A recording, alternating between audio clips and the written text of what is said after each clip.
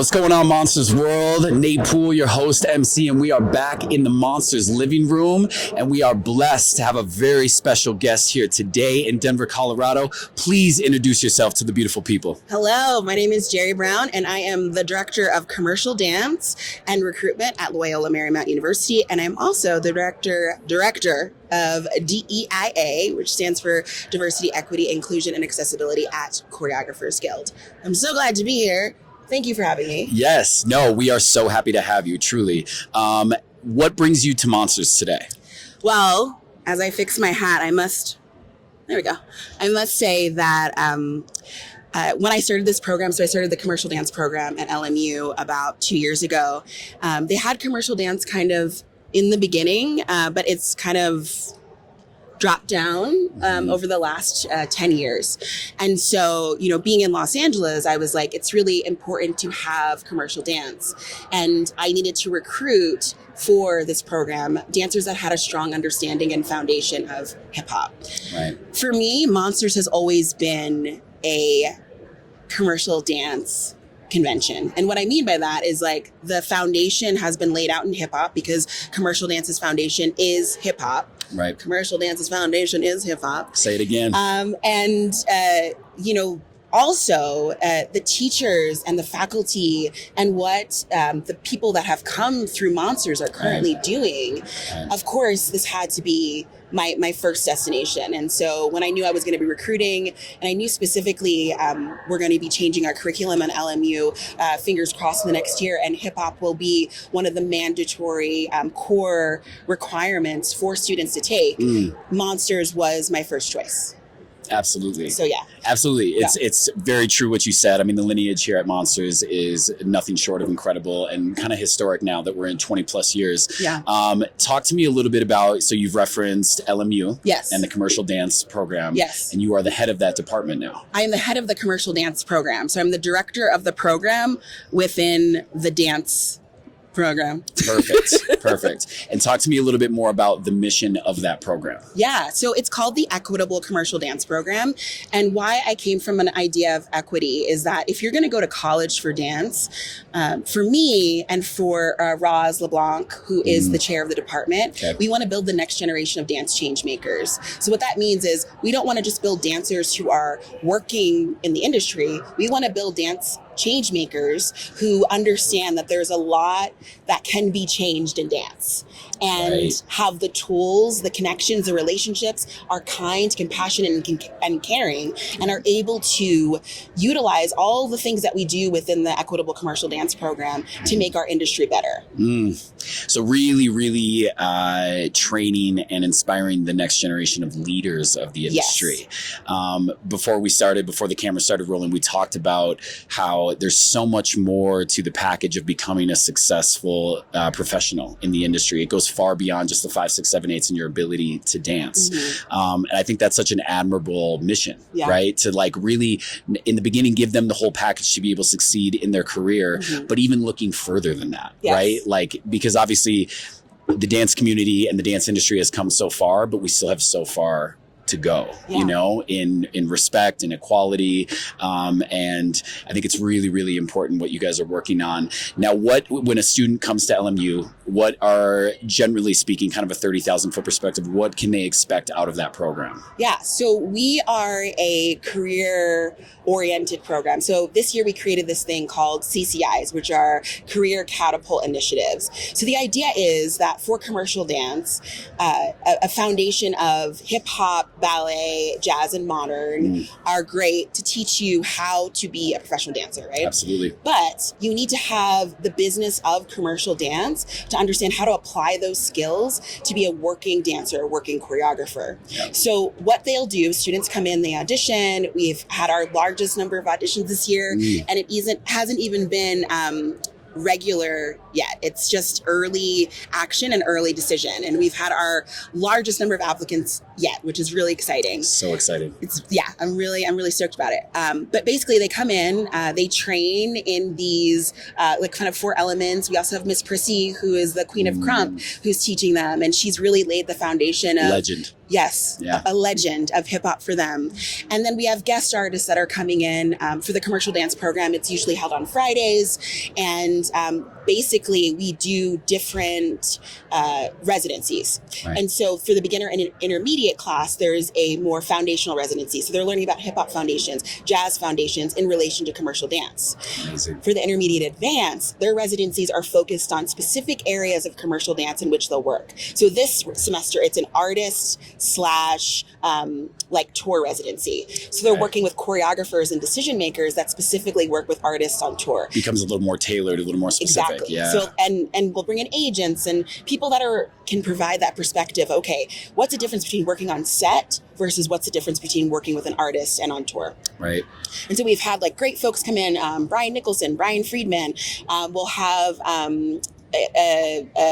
Tyrell and Latrina come in. Yeah.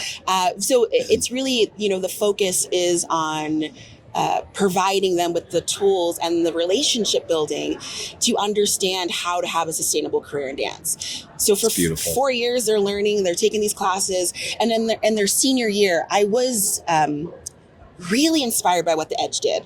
I was like, the Edge is not here anymore. That was one of the only places I used to take dance classes when I was in LA. It's still hard for some of us of a certain age to know that. Yes, I love the Edge. Of course. Long live their spirit. And the legacy. I mean, the legacy is just like Monster's legacy, right? Like you can trace back choreographers and dancers and find their lineage to the Edge, right? Absolutely. Same with Monsters. Yep. So I was like, okay, I really loved what the Edge did. How can I create that in an academic environment? How can I replicate that? So for the senior year for dancers, I created a 7-month training program where dancers are focusing on applying the skills of the dance training to what they need to have a professional career in dance. So that looks like having a makeup artist come in and teach them how to do makeup for auditions and for headshots and for dancing on stage. Having a stylist come in to talk about wardrobe. And she actually came in last night and she basically looks at your, microphone. She basically looks at your vein color to figure out what color profiles you should be wearing, and then teaches you how to engage in fashion, because that's a huge part. Wardrobe is a huge part of your audition process and everything you do as a dancer, right? To how to do a correct resume, to building a reel, to networking. We do a whole mock networking thing where I bring in choreographers and dancers in LA, and they have to network and learn how to build relationships from an authentic, organic way. Right. And then at the end, we do a senior industry showcase at LADP, LA Dance Project in Los Angeles. Yes. And last year, we had over 100 only industry professionals come for students. So that's no parents, that's no friends, that's choreographers, assistants, associates, and agents. Incredible. Truly incredible. I mean, really molding the next generation of consummate professionals. And I think young dancers, again, are rightfully so. This is their passion. This is their love. They're so focused on the movement. But again, I was fortunate enough to train under Shonique and Lisette. They directed my Monster show back in 2011. And Shonique always said, like, your talent is going to get you booked. It's everything else that's going to get you booked again. Yeah. It's the professionalism, it's the punctuality, it's the whole package that's going to give you longevity in the game. And I can't help but think, as you describe this, so back in 2011, when I did the Monster show, we were interviewed. And in that interview process, I likened Monsters as a crash course in the industry, almost like a college program. Yeah. I grew up at a well-rounded studio out of Minnesota, and I had a lot of friends go to Juilliard. And I remember going to Monsters, and I felt like that was my version of like a higher education into the industry. And if the Monsters show, that process is like a crash course in the industry, or the industry series that we do in all these cities, it sounds like two branches of the same tree, what you guys are doing over there. And I think it's so admirable. It really is. Maybe just speak to the type of dancer, like who would fit for a program like this, or maybe, speak to that student that's maybe nearing the end of high school, and why would a program like this be beneficial for them? Yeah, I think what you said about like two branches of the same tree. Yep. Okay. I want to be clear and also say that college is not for everyone. And the training that you've received at Monsters could be exactly what you need just to enter the industry. Yeah. So college is for somebody that, needs that extra 4 years to cook. Yeah. Right? Whether that's talent wise, whether that's maturity wise, whether that's, the structure that it takes to just move to LA. Yep. But there are dancers, and I watched Amari Monster's class.